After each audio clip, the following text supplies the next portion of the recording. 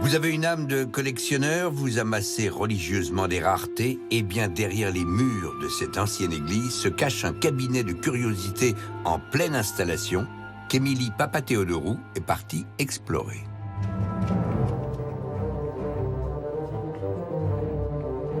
Un véritable voyage au cœur du cinéma à quelques heures de Paris, à Saint-Quentin-dans-l'Aisne.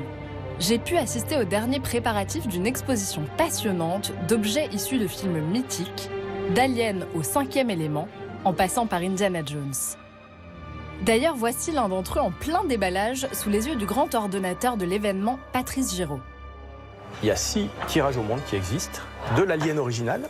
Si on veut découvrir l'Alien comme il est dans le tout premier film de Ridley Scott, voilà, c'est une des 6 copies au monde. Enfin, moi, personnellement, je ne mettrais pas ça dans ma chambre. Moi non plus, je vous rassure. Ancien directeur de publication de magazines, Patrice est le plus grand spécialiste français de Star Wars.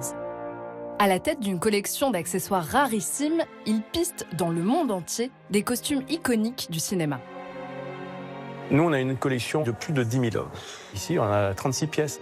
J'avais envie de raconter comment un personnage peut vivre par ses costumes, comment on devient emblématique comme Indiana Jones. Il y a aussi, il me semble, ce costume complet là, de Tom Cruise. Donc ça, Tom Cruise l'a porté, cette veste. Ça, Tom Cruise, oui. C'est chic. Dans quel film? La guerre des mondes de Steven Spielberg. Il faut savoir que sur un film comme ça, alors c'est ce qu'on appelle un hero costume, c'est le costume principal. Mais voilà, il le porte pratiquement tout le film, donc j'imagine qu'il doit y avoir 15 ou 20 costumes faits au moment du tournage, de toute façon.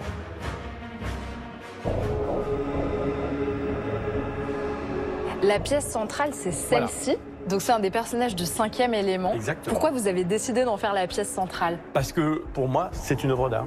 Elle est graphique, elle est belle. C'est un film qui est important dans l'histoire du cinéma français. Father, this is the most unbelievable thing I have ever seen, don't you think? Are you German? Il y en a très peu. Même dans le film, il doit y en avoir, je sais pas, 8 à peu près. Il n'a jamais été présenté en France.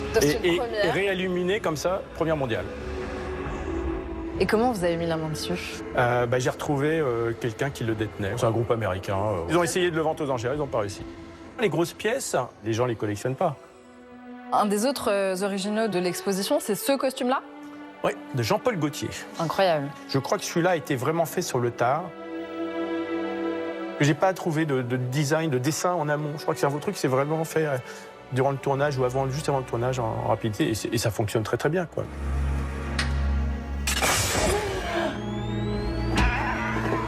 C'est marrant parce que c'est un jeu, quoi. C'est un peu une obsession comme le gars qui va au casino qui peut pas s'arrêter. Ce que c'est la chasse au trésor. C'est j'ai le trésor, je vais au trésor d'après. Et je pense que tout ce travail qui a été fait sur tous ces films qui nous ont fait nous rêver, c'est notre génération, va être regardé dans le futur avec un œil en disant waouh, c'était la grande époque. L'idée n'étant pas de vous mettre en retard, qu'est-ce qui reste à finir avant l'ouverture au public? On a le pauvre Indiana Jones. Qu'est-ce qui lui manque là pour être... Enfin, il est encore un peu mal en point? Ses chaussures. C'est des chaussures orthopédiques. Comment c'est possible? Indiana Jones portait des chaussures orthopédiques? Voilà. Pardon, je suis sous le choc. Je pense qu'on va avoir du mal. On va être obligé de couper le pied. Et oui, découvrir les coulisses d'une exposition, c'est parfois voir des mythes s'effondrer. Mais en quelques coups de scie, Dr. Jones est de nouveau sur pied. Avec le fouet, évidemment. À vous désormais de jouer les explorateurs dans ce repère de héros super.